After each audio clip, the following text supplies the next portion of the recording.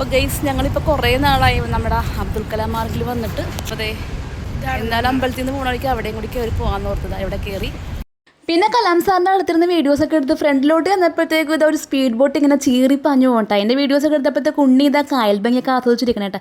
പിന്നെ ഞങ്ങൾ രണ്ടുപേരും സെൽഫിയൊക്കെ എടുത്തു. നല്ല വെയിലും പിന്നെ രാവിലെ ആയതുകൊണ്ട് തീരെ തിരക്കില്ലായിരുന്നു. ഇവിടെയാണ് കുറച്ച് തണലുള്ളത്. നമ്മൾ മറൈൻ ഡ്രൈവിൻ്റെ വോക്കിലോട്ട് എൻ്റർ ചെയ്ത് കഴിയുമ്പോഴത്തേക്കും വെയിൽ കാരണം നേരെ നോക്കാനേ പറ്റണം. ഉണ്ണിനോട് ഞാൻ ഹെൽമെറ്റ് വെച്ച് നടന്നോളാൻ പറഞ്ഞപ്പോൾ അവന് ഹെൽമെറ്റ് വേണ്ടാന്ന്. ഹെൽമെറ്റ് വെച്ചാൽ കുറച്ച് തലയിൽ വെയിൽ കൊള്ളാതിരിക്കുമല്ലോ. അപ്പോൾ വായം പിടിച്ച് നോക്കി വന്നിട്ട് എൻ്റെ ഹെൽമെറ്റിന് വന്ന് അടിച്ചിട്ടാണ്. ഞങ്ങളിതാ വണ്ടി ലക്ഷ്യമാക്കി പോവാണ്. അതെ ഇവിടെ എത്തിയപ്പോഴത്തേക്കും വീണ്ടും വെയിലായിട്ടാണ്. അപ്പോൾ ഈ സൈഡിലുള്ള ഫ്ലാറ്റും കാര്യങ്ങളൊക്കെ ഉള്ളതുകൊണ്ടാണ് അവിടെ അധികം വെയിലില്ലാത്തത്.